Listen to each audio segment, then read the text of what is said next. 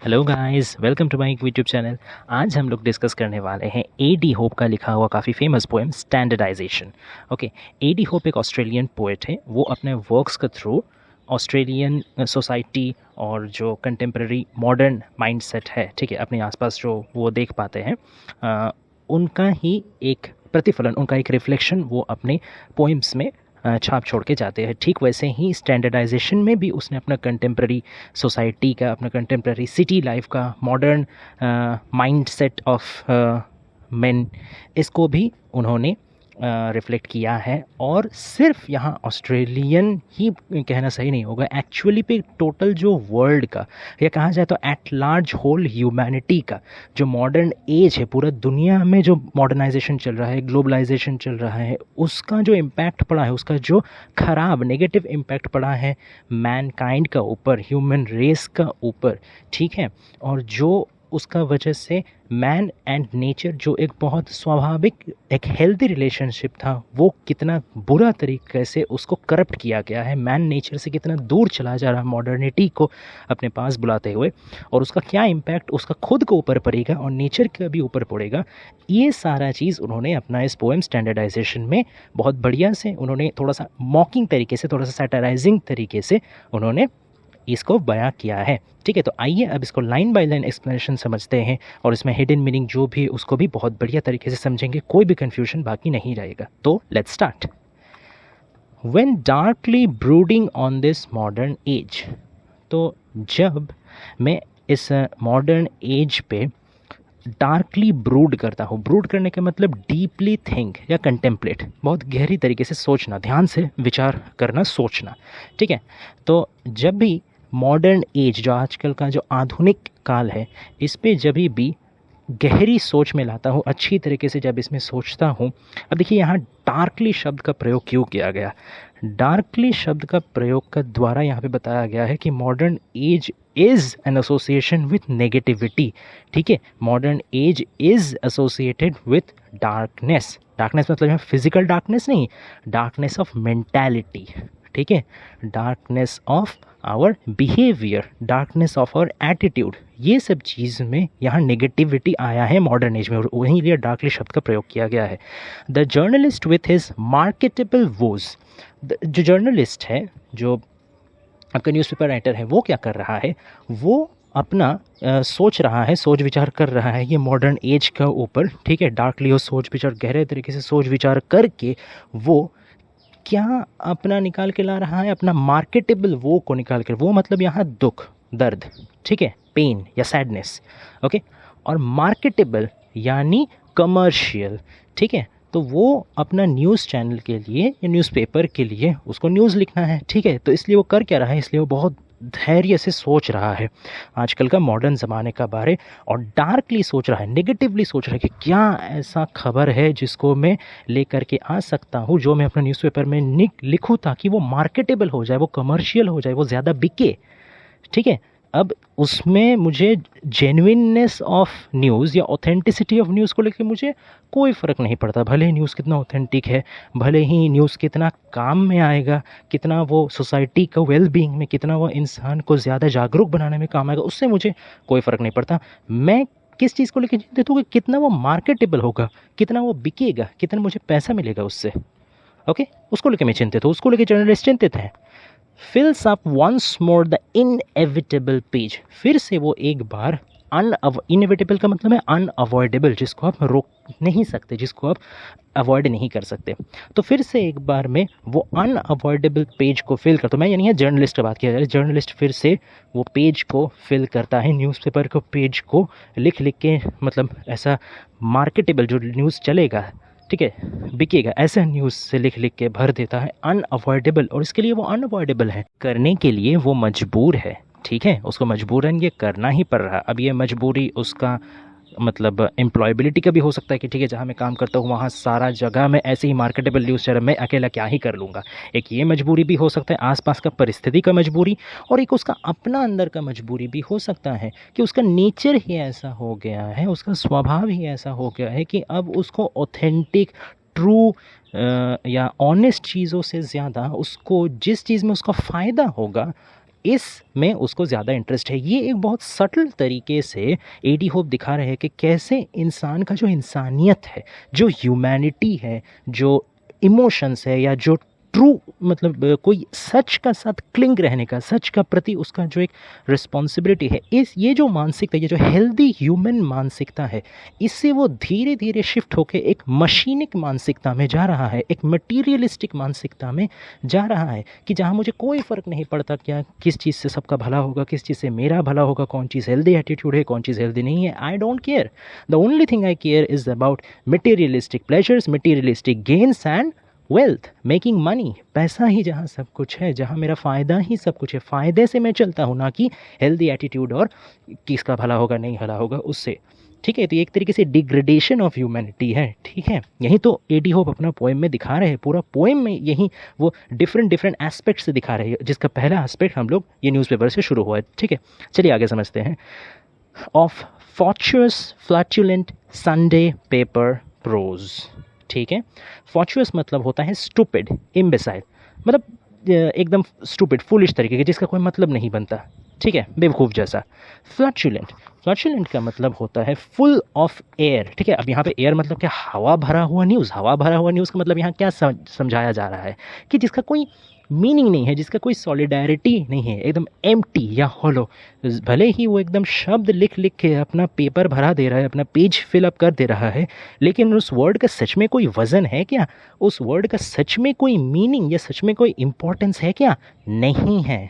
ठीक है, they are all meaningless, unimportant, unrequired words. ठीक है, वो अपना न्यूज़ का जो एक्चुअली उद्देश्य है उससे वो ऑलरेडी बिछड़ चुका है। ठीक है, क्योंकि अब उसका एकमात्र उद्देश्य पैसा कमाना है, तो ये सब वर्ड का, ये सब न्यूज़ का और कोई वैल्यू नहीं रह गया, इसीलिए उसको फ्लैचुलेंट और फैचुअस बोला जा रहा है, empty. Okay, Sunday paper prose, Sunday paper के लिए मेरा जो प्रोज लिखना है, जैसे देखते हैं ना कि संडे हर वीकली एक संडे में थोड़ा सा एंटरटेनिंग किस्म का थोड़ा कोई टैबलॉइड आता है। ठीक है, या फिर कोई स्टोरी या कोई पोइम को भी लिख के छाप दिया जाता है, या कुछ इंटरेस्टिंग कार्टून वार्टून वगैरह, तो वो थोड़ा सा क्या, हल्का सा थोड़ा एंटरटेनमेंट पर्पज़ के लिए, या एकदम नॉन न्यूज़ कैटेगरी का हल्का सा हो गया। तो वो संडे पेपर प्रोज जो उसको लिखना है, उसमें वो बेकार का, मीनिंगलेस, बस अपना फ़ायदा होगा, पैसा कमाया जाएगा, ऐसा वो लिख के भर दे रहा। ठीक है, whenever the green aesthete starts to woo, जब भी ग्रीन एस्थीट, अब एस्थीट का मतलब क्या है, एस्थीट का मतलब ऐसा पर्सन जो ब्यूटी या आर्टिस्टिक चीज़ लेके बहुत सेंसिबल हो, उसको अप्रिशिएट करता हो। ठीक है, उसको बोला जाता है एस्थीट। अब यहाँ ग्रीन एस्थीट बोलने का क्या मतलब है, ग्रीन एस्थीट यानी ऐसा पर्सन जो ग्रीनरी को लेके सेंसिबल हो, जो ग्रीनरी को अप्रिशिएट करे, यानी कि एनवायरनमेंट को अप्रिशिएट करे, इकोलॉजी को अप्रिशिएट करे। ठीक है, मतलब यहाँ एनवायरनमेंटलिस्ट आप कह सकते हैं, या जो भी एनवायरनमेंट या इकोलॉजी को लेके अवेयर है, उसका बारे यहाँ ग्रीन एसिड बोला जा रहा। स्टार्ट्स टू वूप, अब वूप मतलब होता है फिजिकली असॉल्ट करना या किसी को मारना पीटना। अब यहाँ पे एक्चुअली मारना पीटने का बात, कोई व्यक्ति को मारने पीटने का बात नहीं किया जा रहा है, यहाँ पे एक आइडिया को अटैक करने का बात किया जा रहा है, कि कोई बिलीफ के खिलाफ या कोई आइडिया का खिलाफ बोलना, उसको क्रिटिसाइज़ करना। ठीक है, उसका अगेंस्ट में जाना।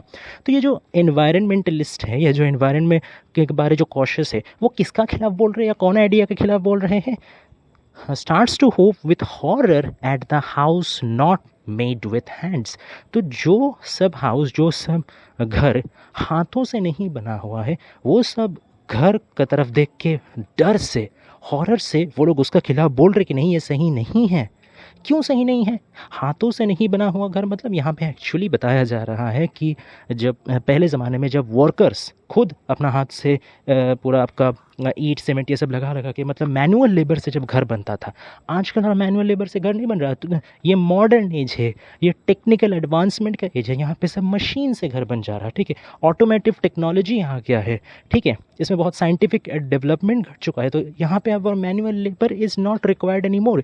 यहाँ पे सब टेक्निकलॉजिकली एडवांस चीज़ों से यहाँ पे घर बन रहा है, which is good, which is not bad. देखिए, अब टेक्नोलॉजी क्या बुरा चीज़ है, बिल्कुल बुरा चीज़ नहीं है, ये हम लोग का लाइफ को आसान करता है। ठीक है, टाइम को बचाता है। ओके, तो यहाँ जो एडी होप है वो लेकिन ये एक बार भी नहीं मीन कर रहे कि टेक्नोलॉजी को छोड़ दो, टेक्नोलॉजी को बर्बाद कर दो, technology is bad.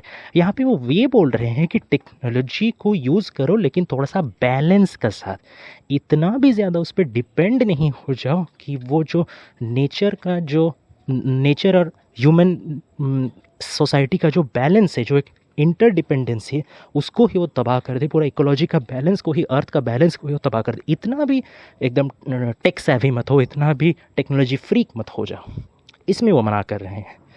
And when from vacuum cleaners and tinned soup another pure theosophist demands. और जब वैक्यूम क्लीनर में से देखिए, तो ये सब जो डिफरेंट डिफरेंट टूल्स के बारे यहाँ पे मेंशन किया जा रहा है, ये एक्चुअली क्या है? ये actually is a signal of referring to the purely technological and materialistic and mechanic world.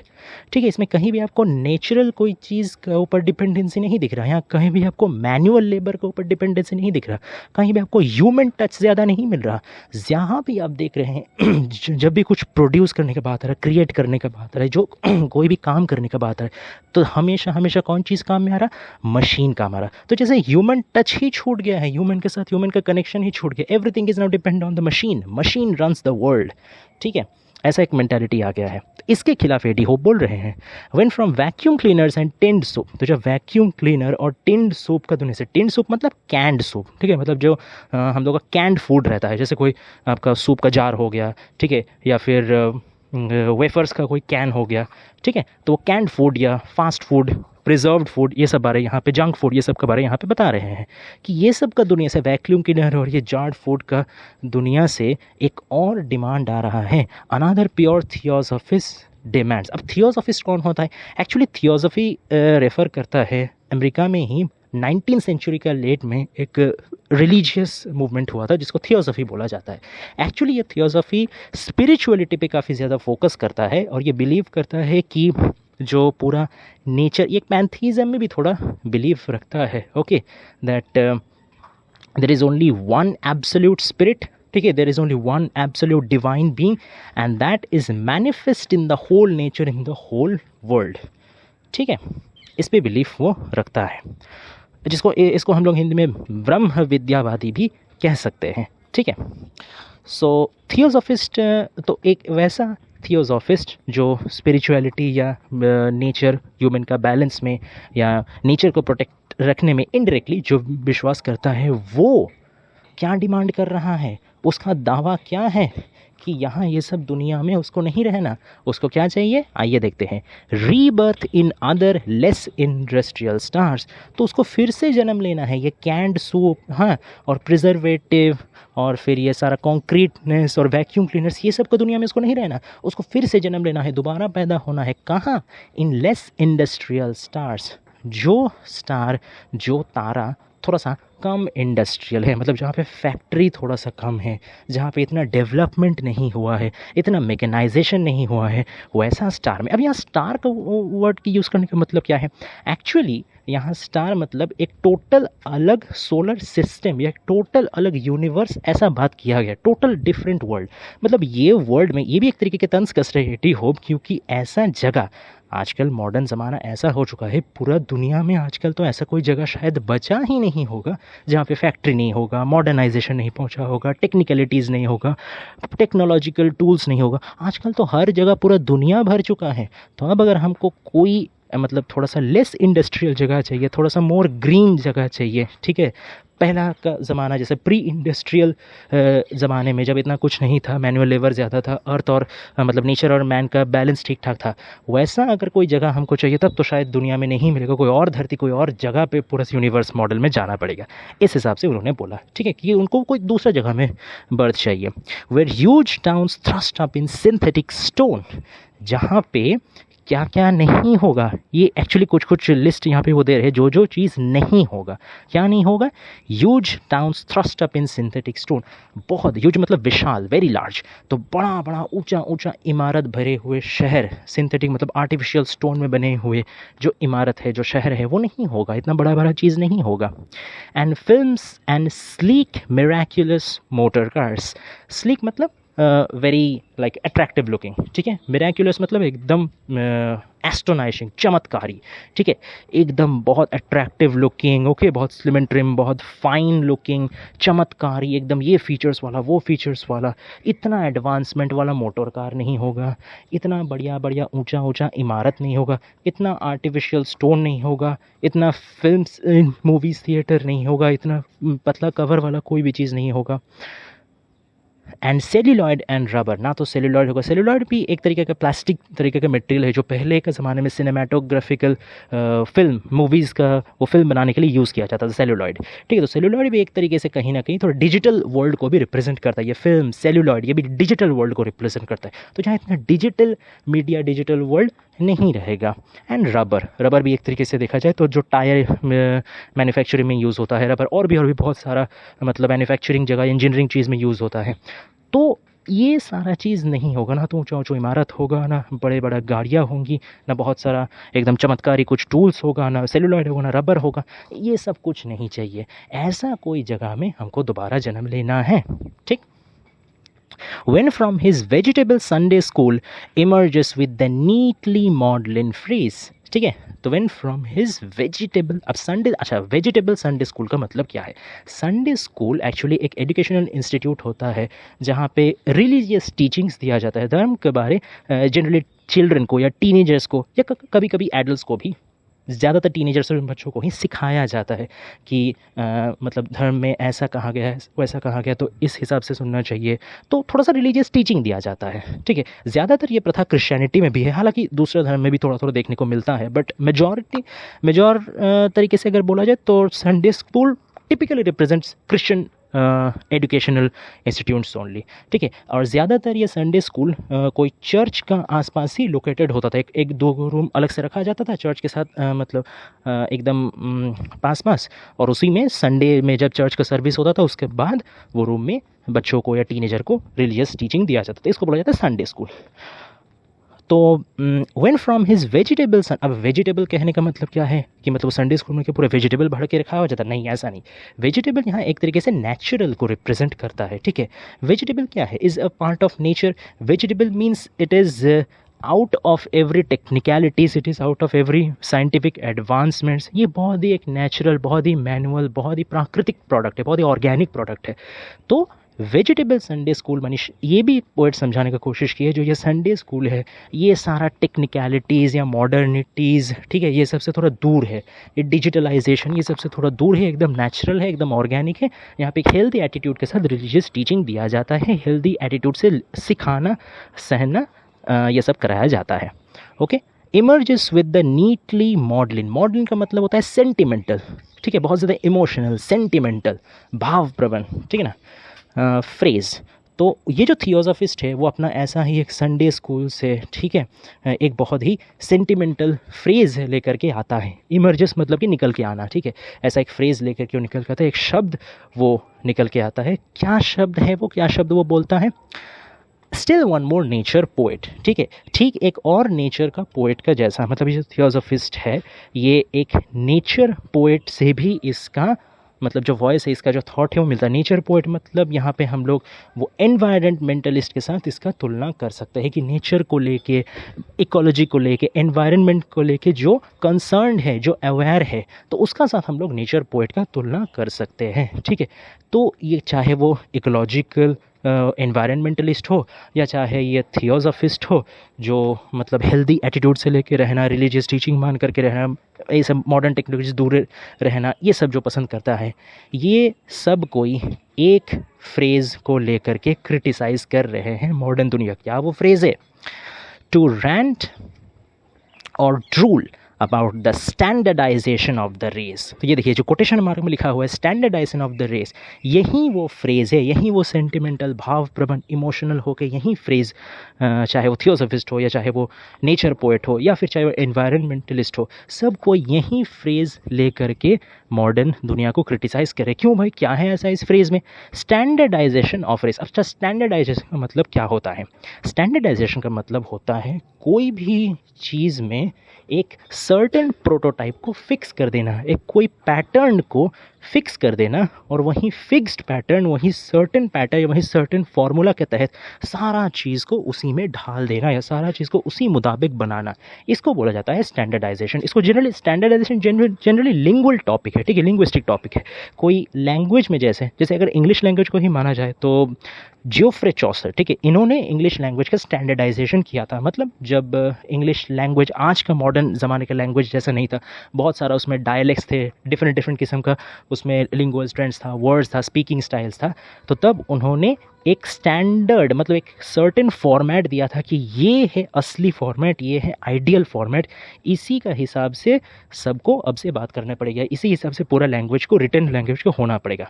तो वो था स्टैंडर्डाइजेशन ऑफ इंग्लिश लैंग्वेज। अब यहाँ पे स्टैंडर्डाइजेशन ऑफ ह्यूमन रेस मतलब क्या, कि पूरा जो मानव जाति है उसको एक सर्टेन फॉर्मेट में ला दिया जा रहा है कि सारा जो इंसान है सब कोई को ठीक यही फॉर्मेट में बनना पड़ेगा, सबको यही रूल्स फॉलो करके चलना पड़ेगा, सबको ये सेम मेंटालिटी का होना पड़ेगा। और क्या है वो फॉर्मेट, क्या है वो रूल, क्या है वो मेंटालिटी, या फिर क्या है वो standard? That standard is of modernization, that standard is of technicalization, that standard is of digitalization, that standard is of more and more scientific development। ठीक है, अब ये सब चीज़ क्या ख़राब है? नहीं, ख़राब नहीं है, but there should be a limit.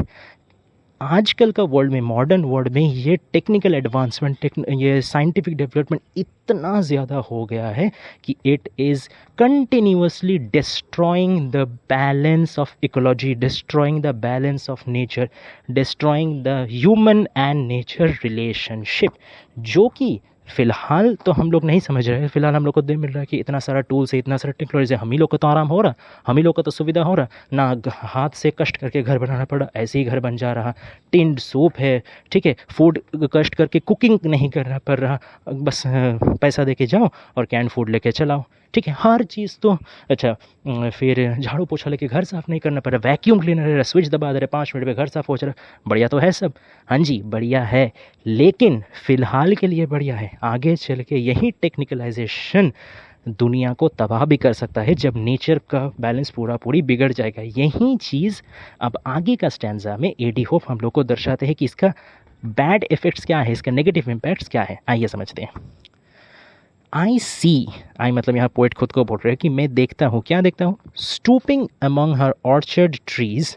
अच्छा, स्टूपिंग मतलब झुकना, बेंड होना, ठीक है, झुक करके। ऑर्चर्ड मतलब ग्रूव, एक तरह से ग्रूव समझ लिए, मतलब a collection of a certain kind of trees, ठीक है, जैसे हम लोग बोलते हैं कि मैंगो ग्रोव, ठीक है, या मैंगो ऑर्चर्ड या स्ट्रॉबेरी ऑर्चर्ड। तो मतलब एक ऐसा गार्डन किस्म का या एक ऐसा जगह जहाँ पे काफ़ी सारा ट्रीज़ एक साथ रहता है, ठीक है, ऑर्चर्ड। जनरली ये फ्रूट ट्रीज़ को समझाया जाता है ऑर्चर्ड्स के थ्रू। तो आई सी स्टूपिंग अमंग हर ऑर्चर्ड ट्रीज़, तो अपने ऑर्चर्ड में, ठीक है, अपने उस फ्रूट ट्रीज़ का समाहार में झुक करके कौन झुका हुआ है? द ओल्ड साउंड अर्थ, जो वयस्क, और साउंड यानी यहाँ स्ट्रॉन्ग, ओके, साउंड यानी यहाँ एकदम एबल, ठीक है। तो भले ही धरती का यहाँ पे वर्ल्ड को पर्सोनिफाई किया गया है, अर्थ को पर्सोनिफाई किया गया है। पर्सोनिफिकेशन यानी एक ऐसा चीज़ जो व्यक्ति नहीं है, ठीक है, वो कोई जानवर हो सकता है, कोई पशु पक्षी हो सकता है, कीड़े मकोड़ा हो सकते हैं, या फिर लाइफलेस ऑब्जेक्ट्स हो सकते हैं।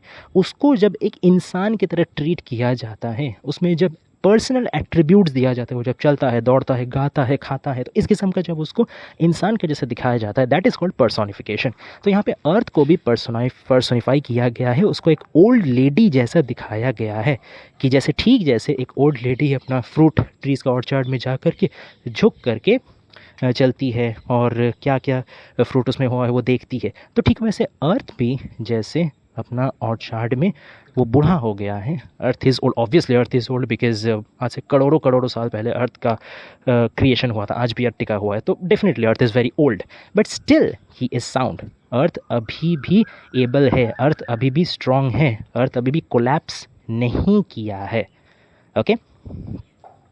Gathering her wind falls in, वो अभी, अच्छा विंड फॉल मतलब जब हवा देता है, तूफान देता है, तब देखिएगा कि गाछ से काफ़ी सारा फल गिर जाते हैं नीचे।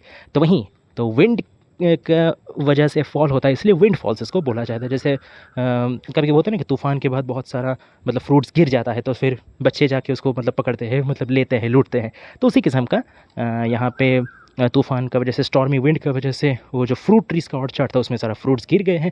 तो वहीं बेचारा जो बूढ़ा और एबल अर्थ है वो झुक करके वो सारा कलेक्ट कर रहा है। Okay, broad in the hams and stiffening at the knees. तो हैम्स यानी हैमस्ट्रिंग वाला एरिया का बात किया जा रहा है, यानी बैक ऑफ द थाई। ठीक है, बैक ऑफ द थाई, पैर के पीछे वाला, ठीक है, नीज़ का पीछे वाला जो एरिया होता है वो चौड़ा हो गया है।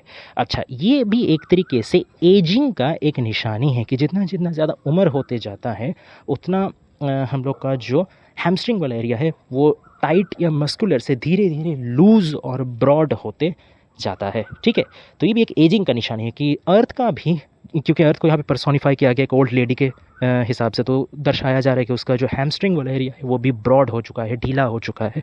ठीक है, and stiffening at the knee. Stiffening मतलब एकदम रिजिड, टाइट हो जाना, अकड़ जाना, उसके घुटने जो है वो अकड़ गए हैं। ये सारा एजिंग का, बुढ़ापा का निशानी है। तो मतलब अर्थ बूढ़ा हो चुका है, अर्थ has lost its strength but still it is able. ठीक है, अभी भी उसके पास जितना स्ट्रेंथ है उसमें भी वो अपना काम चला सक रहा है, but definitely it is not strong as it is expected. Okay, pause and I see her grave malicious green. तो वो मतलब ठहर गया है। कौन ठहर गया है? वही जो अर्थ है वो ठहर गया है अपना मतलब अकड़ा हुआ घुटना लेके, ठीक है, फैला हुआ अपना hamstring back of the thigh लेकर के वो नीचे विंडफॉल मतलब आपका स्ट्रॉन्ग का वजह से जो भी फ्रूट्स नीचे गिर गए उसको उठाते उठाते वो रुक गया है। और रुक करके वो क्या कर रहा है? वो हंस रहा है। लेकिन ये हंसी कैसा है? ये हंसी नॉर्मल पीसफुल या स्वीट स्माइल नहीं है। This is a grave malicious grin. Grave मतलब वेरी सीरियस, मलिशियस मतलब क्रूएल, ठीक है, या ईवल। और ग्रिन का मतलब होता है स्माइल, लेकिन a very kind of crooked, ठीक है, और अ विकेड काइंड ऑफ। जैसे हम लोग कभी क्रूर से भी कभी कभी मतलब हंसते हैं ना कि ठीक है, कभी कभी हम लोग का मन में कुछ उल्टा सीधा ख्याल रहता है, कुछ क्रिमिनल थॉट्स रहता है, फिर भी हम लोग एक मॉकिंग तरीके से हंसते हैं कि ठीक है चलो देखा जाएगा, आज तुम्हारा बर्बादी करेंगे। तो ऐसा थोड़ा सा जो वो क्रिकेट टाइप का स्माइल है, ठीक है, जो विकेड किस्म का स्माइल है, वहीं लेकिन अर्थ का मुंह में है। इसका ज़रिए पोएट ये समझाने की कोशिश करे कि नेचर आज और पहले जैसा नहीं रहा। अर्थ जो मदर अर्थ है, मदर नेचर है, ठीक है, जो बहुत ही स्वीट है, बहुत ही केयरफुल है, जो सबको प्रोटेक्ट करके रखती है, आज उनका उम्र हो गया है, आज उनका एबिलिटी कम गया है, आज उनका प्रोटेक्टिवनेस केयर भी घट के उसका जगह क्या आ गया है? उसका जगह उनका भी मन में एक क्रूरता, एक क्रूएल्टी आ गया है, एक विशियसनेस आ गया है, ठीक है, एक ख़राब सोच आ गया है। और ये सब के लिए कौन जिम्मेदार है? इंसान ही जिम्मेदार है, क्योंकि उनका बढ़ता हुआ टेक्नोलॉजिकल एडवांसमेंट, उनका बढ़ता हुआ डेवलपमेंट के नाम में उनका जो तबाही, प्रकृति को तबाह करके अपना टेक्नोलॉजी लाने का जो उन्होंने एक प्रोसेस चालू किया है, इसी का साइड इफ़ेक्ट है, इसी का इम्पैक्ट है नेचर का भी क्रूएल होते जाना। ओके, नेचर का भी चेंज आना, मदर अर्थ का भी चेंज आना। For there is no manufacturer competes with her in the mass production of shapes and things। अब पोएट क्या बात कर रहे हैं? अब पोएट नेचर का साथ ह्यूमंस का एक कंपैरिजन कर रहे हैं, सीधा सीधा एक तुलना कर रहे हैं कि कौन बेहतर मैन्युफैक्चरर है, कौन बेहतर प्रोड्यूसर है। ये जो आदमी आजकल का जो ह्यूमन काइंड जो इतना कुछ टेक्निकल एडवांसमेंट लाया है, इतना मॉडर्नाइजेशन लाया है, तो किस लिए? वो तो ब्रैग करता है ना, वो तो अहंकार करता है ना कि हाँ मेरे टेक्नोलॉजिकल एडवांसमेंट की वजह से मैं इतना बेहतर चीज़ इतना कम समय में प्रस्तुत करके दे सकता हूँ, ठीक है, I can produce this kind of machine, I can produce this kind of advance thing, ठीक है, मेरे से आगे कोई नहीं है, मैं ही अपना इनोवेशन स्किल से, प्रोडक्शन स्किल से पूरी दुनिया को जीत लूँगा। एक जो ये मेंटालिटी है ना इंसानों का, इसको ही एक तरीके से चैलेंज किया है, और सिर्फ चैलेंज ही नहीं किया है, मॉक भी किया है, सटायराइज भी किया है कि देखो तुम अपने आप को बहुत बड़ा समझते हो ना, बहुत बड़ा मैन्युफैक्चरर समझते हो ना, आओ चलो दिखाते हैं तुमको और नेचर को साइड बाय साइड कंपेयर करके दिखाते हैं कि किसका शक्ति ज़्यादा है, किसका ताकत ज़्यादा है, किसका रेंज ज़्यादा है, आओ चलो देखते हैं। तो there is no manufacturer compete, क्योंकि कोई भी दूसरा मैन्युफैक्चरर या प्रोड्यूसर उसके साथ कम्पीट नहीं कर सकता, उसके साथ यानी मदर नेचर का साथ कम्पीट नहीं कर सकता। with her in mass production of shapes and things. Why? क्योंकि वो different टाइप का शेप, different टाइप का थिंग सिर्फ एक दो नहीं, मिलियंस एंड मिलियंस में बनाते आया है और आज भी बनाता जा रहा है और आगे भी बनाते जाएगा। कौन? नेचर। क्योंकि आसपास हम लोग जितना भी कुछ देखते हैं, चाहे वो मतलब एनिमेट चीज़ हो या इनएनिमेट चीज़ हो, ठीक है, चाहे वो एनिमल्स हो, चाहे वो बर्ड्स हो, चाहे वो इंसेक्ट हो, या फिर चाहे वो ह्यूमन बींग से क्यों ना हो, चाहे वो रिवर्स, माउंटेन्स, फाउंटेन्स, गार्डन या लैंड, सी, जो भी कुछ हम लोग अपने सामने देख रहे हैं, आप सोचिए कितना वैरायटी है। ठीक है, एक रॉक में भी, अब बहुत छोटा एग्जांपल मैं ले लेता हूँ, एक रॉक, ठीक है, रॉक में भी कितना सारा वैरायटी, कितना शेप का रॉक होता है, कितना साइज़ का रॉक होता है, कितना कलर का रॉक होता है, उसमें भी कंपोजिशन डिफरेंट होता है, रिवर कितना तरह का होता है, ठीक है, डेजर्ट कितना तरह का होता है, ठीक है, और फिर पशु पक्षी, एनिमल, बर्ड्स, उसका स्पीसीज़, प्लांट्स का स्पीशीज़, फ्लावर का स्पीशीज़, तुम छोड़ ही दे रहे हैं। तो countless types of varieties who is producing? Nature is producing. इंसान का हिम्मत नहीं है, इंसान का एबिलिटी नहीं है कि इतना काउंटलेस वैरायटी में वो प्रोडक्शन करे। सिर्फ वैरायटी काउंटलेस नहीं है, प्रोडक्शन भी काउंटलेस हो रहा, मतलब लाखों करोड़ों भी नहीं, उससे भी मिलियंस, बिलियंस, ट्रिलियंस, उससे भी आगे जा कर के। ठीक है, तो ना तो नेचर सिर्फ अपना क्वांटिटी में इंसान को मात दे रहा, क्वालिटी में भी दे रहा, वैरायटी में भी दे रहा है। कोई भी एस्पेक्ट में नेचर के साथ कम्पीट कर ही नहीं पा रहा इंसान, चाहे कितना भी एडवांस टेक्नोलॉजी लेके आ जाए।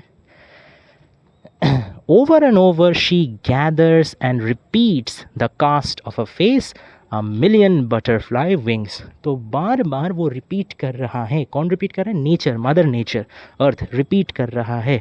किस चीज़ को? अपना क्रिएशन को। एक ही क्रिएशन को वो कितना बार रिपीट कर रहा है, लेकिन उसका बावजूद क्रिएशन का जो ब्यूटी है, क्रिएशन का जो चार्म है, वो लेकिन खो नहीं रहा।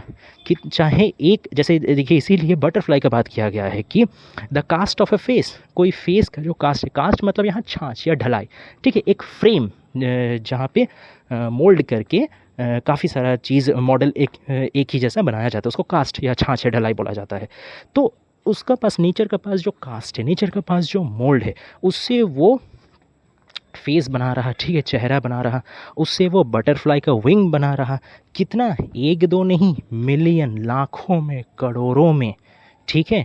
और इतना रिपीटेशन का बाद भी, इतना over and over same work do करने का बाद भी नेचर में कोई थकावट नहीं है, नेचर का काम का क्वालिटी में कोई गिरावट नहीं। अब सोचिए, एक मशीन का भी अगर हम सोचते हैं, अगर सबसे बेहतरीन, सबसे एडवांस्ड मशीन भी अगर लगातार काम करते जाए, लगातार प्रोडक्शन करते जाए, कुछ ना कुछ उसमें भी तो एरर आता है, कुछ ना कुछ ग्लिच भी तो उसमें आता है, कुछ ना कुछ उसमें भी तो प्रॉब्लम्स आता है जिसको फिक्स करना पड़ता है। लेकिन नेचर में आज तक without any glitch, without any single error, इतना मास वॉल्यूम में हर चीज़ प्रोड्यूस किया, करता हुआ आया है और करता जा भी रहा एंडलेसली। तो कौन बेहतर मैन्युफैक्चरर हुआ? नेचर। कोई compete कर सकता है नेचर से? कोई नहीं, ह्यूमंस तो बिल्कुल नहीं, चाहे कितना भी बढ़िया टेक्नोलॉजी क्यों ना लेके आ जाए। She does not tire of the pattern of a rose. Okay, her oldest tricks still catch us with surprise. तो यहाँ पे वो जो रोज़ का पैटर्न है, जो गुलाब का जिस तरीके का स्टाइल है, वो उससे वो है ना टायर्ड नहीं हो रही। नेचर एक गुलाब का पैटर्न बनाने में टायर्ड नहीं हो रही। क्यों टायर्ड नहीं हो रही? मतलब टायर्ड होने का बात ही क्यों आ रहा है? क्योंकि गुलाब के आज से बन रहा गुलाब फूल, पहला गुलाब फूल जो खिला था लाखों करोड़ों साल पहले, जो धरती का मतलब नेचर में जो पहला, सबसे पहला गुलाब फूला था, आज से लाखों करोड़ों साल पहले आया होगा। तो ये लाखों करोड़ों साल तक, आज तक और आज के बाद भी जितना दिन नेचर का एग्जिस्टेंस रहेगा, तब तक गुलाब फूल बनते रहेगा। ठीक है, तो आप सोचिए कितना ज़माने दर ज़माने ये सेम पैटर्न का काम चला हुआ आ रहा, फिर भी लेकिन ये पैटर्न में कोई भी गड़बड़ी नहीं आया। आज भी गुलाब फूल उतना ही सुंदर है, उतना ही उसका कलर ब्राइट है, उतना ही उसका हर एक पेटल्स इतना ही सॉफ्ट है, उतना ही उसका खुशबू आज भी उतना ही मनमोहक है। ठीक है, its fragrance, its colour, its petal, its structure, its softness, its elegance, nothing has diminished. एक कहीं पे भी 1%, 0.5% का भी गिरावट नहीं आया है। यही है नेचर का कमाल, यही है नेचर का ब्रिलियंस, यही है नेचर का capacity, constituency. Okay, her oldest tricks still catch us with surprise. Nature का जो ओल्डेस्ट ट्रिक है, मतलब उसका जो ट्रिक ये यही है यहाँ, क्राफ्ट्समैनशिप या स्किल। नेचर का जो शैली है, नेचर का जो स्किल है, वो आज का नहीं है, वो बहुत पुराना है। लेकिन वही पुराना स्किल आज भी तो हम लोग को सरप्राइज़ करता है। एक फ्लावर को देख के, एक रोज़ को देख के, एक बहुत ही कोई खूबसूरत चीज़ को, जैसे मान ली कोई रिवर, कोई फाउंटेन को देख के, कोई झरना को देख के, कोई पहाड़ी को देख के, जो बहुत खूबसूरत कोई चीज़ है, वो देख के आज भी तो हम लोग उतना ही सरप्राइज्ड होते हैं ना। आज भी तो हम लोग उतना ही वंडर स्ट्रक होते हैं। जैसे आज से 1000 साल पहले भी आदमी देख करके इतना ही खुश, इतना ही प्लीज्ड होता था। आज से 1000 साल, 10,000 साल, लाखों साल, जब तक दुनिया रहेगा, जब तक इंसान रहेगा, तब तक हमेशा हमेशा ये वंडर बना हुआ रहेगा, ये अम्यूज़मेंट बना हुआ रहेगा। यही नेचर का स्किल है। Okay, she cannot recall how long ago she chose the streamlined hulls of fish, the snail's long eyes। तो वो रिमेंबर भी नहीं कर पा रही, वो याद भी नहीं रख पा रही कि कितना सालों साल पहले उसने पहली बार सिलेक्ट किया था, पहली बार उसने चूज़ किया था। क्या चूज़ किया था? The streamlined hulls of fish, the snail's long eyes.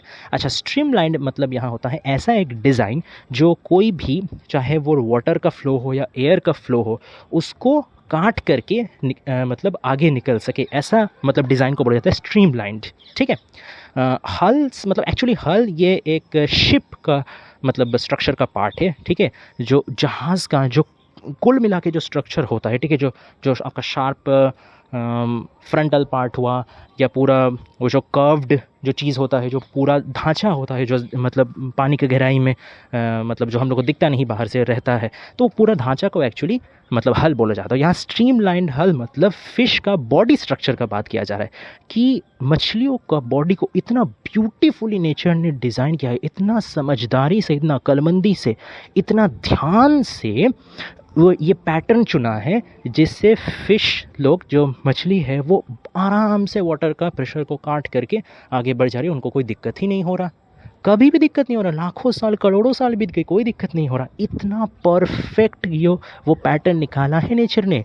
आप सोचिए, कितना भी बेहतरीन टेक्नोलॉजी हो ना हो, वो शायद 10 साल तक चले, 50 साल तक चले, 100 साल तक चले, लेकिन उसका बाद जैसे ही टाइम आगे आता जाएगा, कोई ना कोई गलती, कमियां तो उसमें निकलेंगी ही ना। इसलिए देखिए, नया नया टेक्नोलॉजीज़ आते हैं। कोई भी टेक्नोलॉजी चाहे कितना भी बढ़िया हो, एकदम सालों तर साल वो नहीं चलता। हमेशा वो अपडेट होता रहता है, हमेशा वो अपग्रेड होता रहता है, हमेशा वो शिफ्ट होते रहता है ना। क्यों? क्योंकि टाइम के साथ साथ रिक्वायरमेंट में चेंज आती है, और जो एग्जिस्टिंग टेक्नोलॉजी है वो उसको मीट आउट नहीं कर पाता, इसलिए उसको बदलना पड़ता है और उसका नया वर्जन आता है। लेकिन फ़िश का बॉडी का पैटर्न में कोई अपग्रेडेशन का दरकार नहीं है। ठीक है, फ्लावर का पैटर्न में, रोज़ का पैटर्न में कोई अपग्रेडेशन का दरकार नहीं है। सालों साल, मिलियंस एंड ट्रिलियंस सालों तक वो चलते आ रहा है एक ही एफिशिएंसी मेंटेन करके। ये कितना बड़ा बात है। द स्नेल्स लॉन्ग्स आई, और जो स्नेल का जो एंटेना होता है, मतलब जो उनका आँख होता है, बहुत थिन एक आयरन बार की तरह पार्ट होता है, उसका ऊपर वो लगा हुआ रहता है, एंटेना कहते हैं उसको। तो वो जो स्नेल्स का जो लॉन्ग आइज़ है, कितना वो स्लीक डिज़ाइन है, कितना इफ़ेक्टिव डिज़ाइन है, आँखों को वो एकदम सही जगह पे पकड़ के रखता है स्नेल्स का। ठीक है, कितना वो स्ट्रेचेबल है। तो एक बार भी, इतना सालों में, इतना करोड़ों साल में एक भी बार उसको एफिशिएंसी लेके कोई सवाल नहीं पैदा हुआ है। कोई भी स्नेल आज तक कंप्लेन नहीं किया है मेरा आई को लेके कोई प्रॉब्लम हुआ है, हम लोग को कभी कोई ऑकवर्ड नहीं लगा है। This is very very very good, and this is the mastery of nature. ठीक है, कि उसका वो एकदम, जब भी वो कोई पैटर्न निकालता है, वो एकदम फ्लॉलेस होता है और टाइम टेस्टेड होता है। ओके, शी हैज़ अच्छा सॉरी, एक स्टैंजा मिस हो गया। Love which still pores into its ancient mould. ठीक है, अब यहाँ प्यार का बात हो रहा। ठीक है, अब तक यहाँ पे नेचर का बात होते आ रहा था, अब यहाँ पे प्यार का बात हो रहा था। यहाँ पे नेचर से, एक तरीके से देखा जाए तो फिज़िकल नेचर से पोएट अब शिफ्ट हो गए इंटरनल नेचर में। ये नेचर मतलब मनुष्य का जो नेचर है, मनुष्य का जो प्रवृत्ति है, ठीक है, मनुष्य का जो भाव है, स्वभाव है, वो नेचर का बात यहाँ पे आ रहा। तो अब तक जो नेचर था वो एक्सटर्नल वर्ल्ड वाला नेचर था। अब जो वर्ल्ड है वो इंटरनल वर्ल्ड वाला, फिजियोलॉजिकल नहीं, साइकोलॉजिकल वाला नेचर ये अब है। ठीक है, इसमें क्या बताया जा रहा है? और साइकोलॉजिकल नेचर का सबसे बड़ा फोर्स, सबसे ब्रिलियंट फोर्स क्या है? लव, प्यार। प्यार ही एक तरीके से सारा क्रिएशन का, सारा प्रोडक्टिविटी का, सारा पॉजिटिव इमोशंस का, सारा पॉजिटिव माइंडसेट का निचोड़ है प्यार, है कि नहीं। उसी को पोएट अब उसका बारे बता रहे हैं। Love which still pores into its ancient, ancient मतलब बहुत पुराना, मोल्ड मतलब तो बता ही दिया, कास्ट या ढलाई, एक फ्रेम। तो आज भी जो प्यार है वो अपना वही पुराना पैटर्न पकड़े हुए आ रहा है, लव का फीलिंग में, लव का इमोशन में, लेकिन कोई बदलाव नहीं। हाँ, भले ही उसको इजहार करने का तरीके में बदल आ सकता है, या उसको रिसेप्ट करने का मतलब तरीका में, माइंडसेट में बदल आ सकता है, लेकिन जो इमोशन प्यार पहले भी था, प्यार आज भी है, जितना दिन तक मतलब ज़िंदा रहेगा इंसानियत तब तक प्यार रहेगा। So this is a kind of never changing eternal emotion. Okay, ये तो हुआ एक तरीका, मतलब एक पहलू इसका। एक दूसरा पहलू यहाँ पे लव को एक तरीके से अ टूल ऑफ प्रोक्रिएशन भी बताया गया है। मतलब यहाँ पे लव यानी love making, physical love making, by which we like extend our lineage, our family line, ठीक है। रिप्रोडक्शन का भी एक सेंस यहाँ पे आता है। Okay, so love which still pours into its ancient mold, the lashing seed that grows to a man again। तो ये जो लव है, ये लव का चलते ही क्या होता है, रिप्रोडक्शन होता है। हम लोग अपने जो वंश है उसको आगे लेके जाते हैं, पॉपुलेशन को बढ़ाते हैं, ठीक है। लैशिंग सीड, अब देखिए यहाँ लैशिंग सीड यानी लैशिंग शब्द का यहाँ पे दो अर्थ यहाँ पे लगा है। एक लैशिंग शब्द का एक अर्थ होता है कि चाबुक जैसा, ठीक है। तो ये कहीं ना कहीं एक विजुअल इमेज क्रिएट कर रहा है स्पर्म का, ठीक है। स्पर्म का भी जो शेप है वो भी थोड़ा सा, उसका लंबा टेल है, उसको अगर आप थोड़ा इमेजिन करते हो वो भी थोड़ा सा चाबुक जैसा लगता है, ठीक है, एकदम फ्लो करते हुए जाता है। तो एक उस तरीके का विजुअल रिजेम्बलेंस हम लोग स्पर्म के साथ मेल खा सकते हैं। और definitely everybody of knows know that sperm is the main like reason of reproduction from the male side. पुरुषों का तरफ से जो स्पर्म है वही रिप्रोडक्शन में भाग लेता है, उसी का वजह से आगे मतलब रिप्रोडक्शन का प्रोसेस आगे चल पाता है। तो एक लैशिंग सीड मतलब एक सीड ऑफ ह्यूमैनिटी या स्पर्म का बात यहाँ पे करा जा रहा है, लैशिंग। और लैशिंग का एक और भी मतलब होता है कि बाउंटीफुल, ठीक है, एबंडेंट, ढेर सारा, बहुत सारा। तो लव जो है अपना इमोशन के ज़रिए, अपना मतलब जो रिप्रोडक्टिव उसका फीचर है उसका ज़रिए वो ढेरों, लाखों लाखों करोड़ों में वो बीज ला रहा है। मतलब सीधा बात है कि न्यू बॉर्न बेबीज़ ला रहा है, जिसको वो इंसान, बड़ा इंसान, मैच्योर इंसान बना रहा है। फिर से वो लोग का डेथ हो रहा है और उससे पहले फिर से वो लोग भी प्रोक्रिएट कर रहे हैं, वो भी, उनका भी जो लव है, उनका भी जो लव मेकिंग है वो भी एक न्यू जनरेशन्स को पैदा किए जा रहा है। मतलब एक साइकिल जो है लाइफ एंड डेथ का, ये चलता जा रहा है, चलता जा रहा है। और इसको कौन आगे बढ़ाए ले जा रहा, ये जो रिप्रोडक्शन का साइकिल है, ये जो जनरेशन इंक्रीज़ करने का, पॉपुलेशन इंक्रीज़ करने का साइकिल है, इसको कौन बढ़ा के लेके जा रहा, लव बढ़ा के लेके जा रहा। द फीलिंग ऑफ लव और द पैशन ऑफ लव और द लव मेकिंग और द रिप्रोडक्टिव, द होल क्या बोले प्रोसेस। तो ये क्या आजकल का टेक्नोलॉजी का हिसाब से हो रहा है, ये क्या कोई इंसान का मतलब दिमाग से निकला हुआ टेक्नोलॉजी है, या ये कोई कुछ एप्लीकेशन है, कोई सॉफ्टवेयर है, ये किसका पैटर्न है, नेचर का पैटर्न है। तो इंसान को प्रोड्यूस करने का, या कोई भी लाइफ फॉर्म को, कोई प्राण को, कोई जीवन को बढ़ावा देने का, उसको क्रिएट करने का, उसको मेंटेन करने का, और वो भी एकदम सेम टू सेम कॉपी रख करके। आप सोचिए, आप जो भी मतलब लाइफ फेज में सोचिए ना, क्यों आप एनिमल्स का तहत से सोचिए, या बर्ड्स का तरफ से सोचिए, या ह्यूमन बींग्स का तरफ से ही सोचिए, जो रिप्रोडक्शन होता है, रिप्रोडक्शन से तो एकदम सेम टू सेम कॉपी ही निकलता है ना। जो ह्यूमन रिप्रोडक्शन से एकदम सेम टू सेम ह्यूमन ही आता है, या एनिमल जब रिप्रोडक्शन करते हैं तो सेम टू सेम एनिमल ही आता है।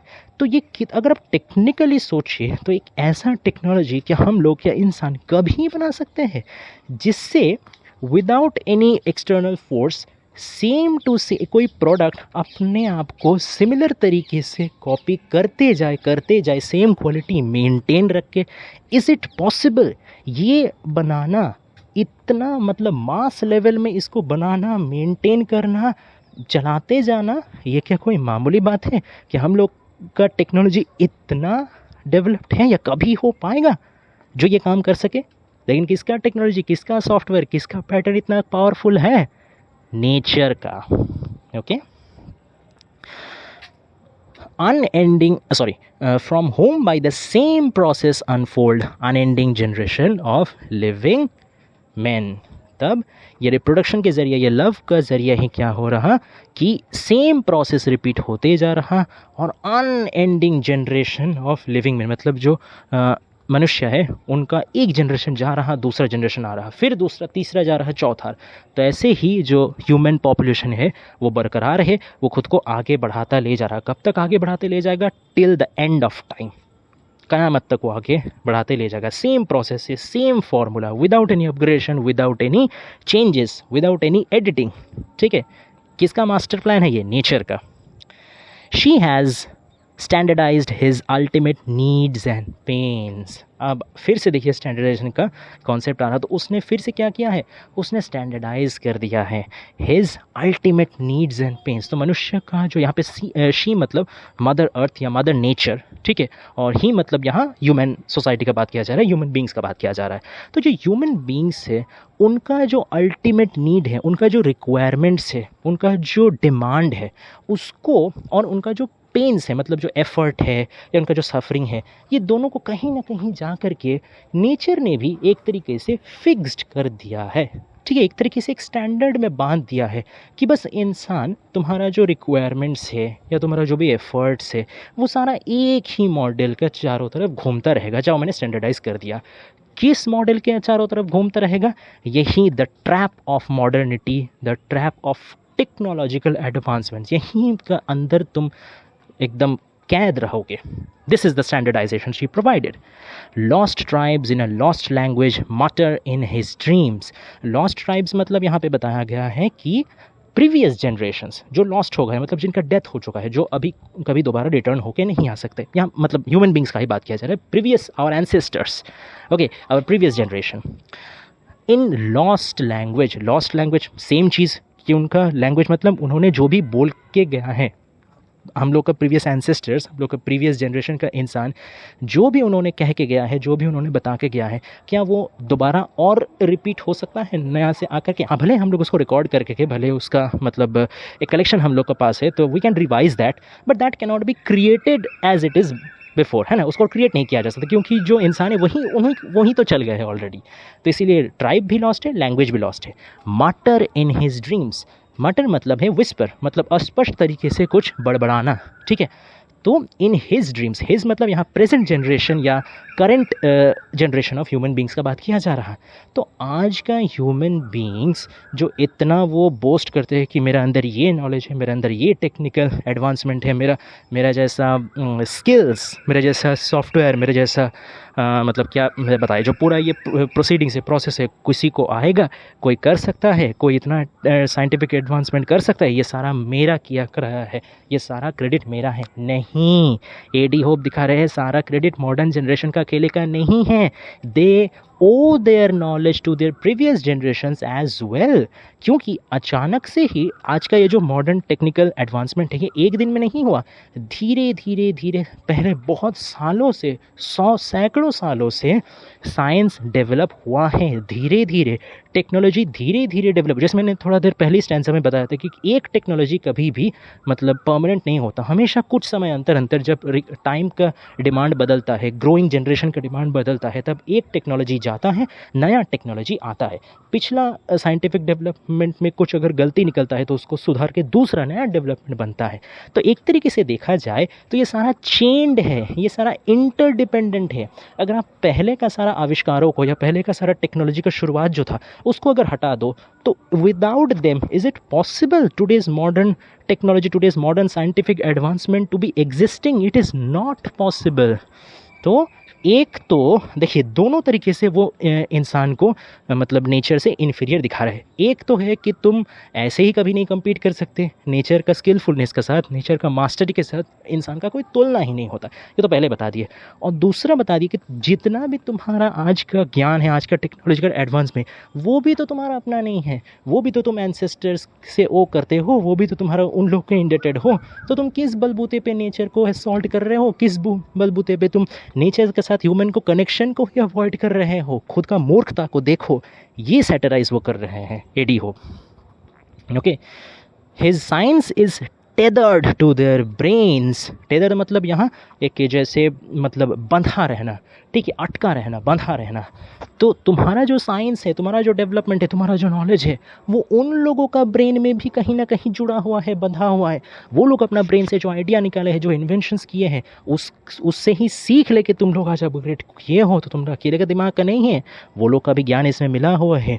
मतलब generation by generation knowledge is compiled into today's accomplishments. Okay, his guilt merely repeats original sin। अब यहाँ आ जाता है बहुत ही फेमस बिब्लिकल रेफरेंस। ओरिजिनल सिन मतलब यहाँ एक्चुअली एडम और ईव का बात किया जा रहा है। जब गॉड ने, ये क्रिश्चियन एक बाइबल का रेफरेंस है, ओके, तो बाइबल में बताया जाता है कि जब क्रिएशन ऑफ यूनिवर्स हो रहा था तब क्या हुआ कि पैराडाइस में, हेवन में, गॉड ने पहला दोनों एकदम first two human beings Adam and Eve, इन दोनों को बनाया था और इन लोग को ये मतलब गार्डन ऑफ ईडन में रखा था। बट इन लोग को एक चीज़ मना कर दिया कि तुम लोग जो चाहो करो, लेकिन एक फॉरबिडन ट्री है, वो फॉरबिडन ट्री का फ्रूट बिल्कुल मत खाना। अब सैटर्न ने आकर के ईव को टेम्प्ट कर दिया था, ललचा दिया था कि नहीं नहीं तुम खाओ, क्यों गॉड का मना सुनोगे, जाओ जाओ खाओ। तो उसने, ईव ने फिर वो फ्रूट टेस्ट किया था, फॉरबिडन फ्रूट टेस्ट किया था, और इसी अपराध से गॉड नाराज़ हो गए थे कि तुमने मेरा नाफरमानी किया। तो that's why he banished both Adam and Eve from paradise, और उसी से होता है फॉल ऑफ ह्यूमैनिटी। ठीक है, तब एडम एंड ईव फॉल करते हैं हेवन से अर्थ तक, और वहीं जो उनका ओरिजिनल सिन है, अगर वो सिन वो लोग नहीं करते तो आज भी जो इंसान है सारा स्वर्ग में ही, हेवन में ही खुशी खुशी रहते। आज जो इतना दुनिया में इतना परेशानी झेल रहे हैं, इतना सफरिंग है, इतना कन्फ्लिक्ट है, इतना दुख है, क्यों? ये सब किसका वजह से? वो ओरिजिनल सिन का ही जो मतलब ख़राब इम्पैक्ट है, वो जनरेशन बाय जनरेशन हम लोग भुगत रहे हैं। लेकिन उससे हम लोग कोई शिक्षा नहीं लिए हैं। एडी होप क्या बोल रहे कि जो ओरिजिनल सिन उन्होंने किया वो तो किया, लेकिन आज भी हम लोग वही गलती फिर से दोहरा रहे हैं। क्या दोहरा रहे हैं? हम लोग नेचर को नहीं मान रहे हैं, नेचर का ओबे नहीं कर रहे हैं। जैसे उस दिन एडम और ईव ने गॉड को, अपना क्रिएटर को ही डिसओबे किया था, हम लोग भी अपना क्रिएटर यानी नेचर को डिसओबे कर रहे हैं। हालांकि हम लोग का ऐसा बात नहीं है कि हम लोग को पता नहीं है कि मतलब जैसे एडम और ईव को भी पता था ना कि गॉड बहुत सुप्रीम बीइंग है, गॉड बहुत पावरफुल है, गॉड बहुत वाइज है। तो ठीक हम लोगों को भी तो पता है ना कि नेचर कितना पावरफुल है, नेचर कितना सुप्रीम बीइंग है, नेचर कितना प्रोटेक्टिव है, कितना केयरफुल है, वो कितना मतलब हर चीज़ में हम लोगों से सुपीरियर है। यही तो दिखाते आए हैं। इसी का तो प्रूफ एडी होप ने अभी ये 2 स्टैंजा में दिखाया है कि हर पहलू में नेचर हमसे बेहतर है। तो ये देखने का बावजूद, ये जानने के बावजूद भी हम लोग लगातार वही नेचर को पैर में हम लोग कुल्हाड़ी मार रहे हैं, उसी को डिस्ट्रॉय कर रहे हैं, उसी का बैलेंस बिगाड़ रहे हैं। इसका अंजाम क्या होगा? इसका अंजाम बहुत भयंकर है। जैसे उस दिन fall of Adam and Eve from heaven to earth हुआ था, ठीक वैसे ही यही गलती अगर हम लोग फिर से दोहराते जाए तो क्या पता कोई दिन शायद पूरा अर्थ ही डिस्ट्रॉय हो जाए, पूरा नेचर ही डिस्ट्रॉय हो जाए, इवन ह्यूमन रेस ही एक्सटिंक्ट हो जाए, ये भी पॉसिबिलिटी है। तो this is a very nightmarish thing which we should be concerned about and urgently concerned about, ये एडी होप का कहना है। ठीक है, अब देखिए आखिरी स्टैंजा में आते हैं। And beauty standing motionless before her mirror sees behind her. अब जो ब्यूटी है, ब्यूटी आप यहाँ ब्यूटी को लव का भी सिंबल समझ सकते हैं, मदर नेचर का भी सिंबल समझ सकते हैं, अर्थ का भी सिंबल समझ सकते हैं, और क्रिएटिविटी का भी सिंबल समझ सकते हैं। एक तरीके से ये ऑल पर्पस सिंबल है। ठीक है, जो लव है, जो ब्यूटी है, जो मदर नेचर है, जो मदर अर्थ है, ये सब खड़े होकर के, जो फोर्स ऑफ क्रिएटिविटी है वो सारा खड़े होकर के क्या देख रहे हैं? ब्यूटी खड़ा होकर क्या देख रहा है? मोशनलेस। वो बेचारा कोई मूवमेंट नहीं कर रहा, वो एकदम चुपचाप खड़ा है। जैसे हम लोग को बहुत शॉक्ड जब हम कोई चीज़ से हो जाते हैं, अनएक्सपेक्टेड कुछ दुर्घटना घटता है, तो जैसे हम लोग हो जाते हैं एकदम स्थिर हो जाता है, कुछ हिलते डुलते नहीं है, ऐसा लगता है जैसे पूरा पेट्रीफाइड हो गया, स्टोन जैसा हो गया। तो ठीक वही हाल ब्यूटी का हुआ है, वही हाल लव का, वही हाल मदर नेचर का, वही हाल मदर अर्थ का हुआ है। They are shocked by the unexpected behavior of human beings, the unexpected traits of human beings. ठीक है, शॉक होके वो लोग क्या देख रहे हैं? हर मिरर सीज बिहाइंड हर, तो वो अपने आईना में देख रहे हैं। जैसे आईना के सामने ब्यूटी खड़ा है, तो ब्यूटी क्या देख रहा है? नेचर क्या देख रहा है? मदर अर्थ क्या देख रहे हैं? कि उनका पीछे माइल ऑन माइल, एकदम मीलों मील में, एकदम बहुत दूर तक बीच मतलब विस्तृत है। क्या विस्तृत है? A long Q in an unknown corridor.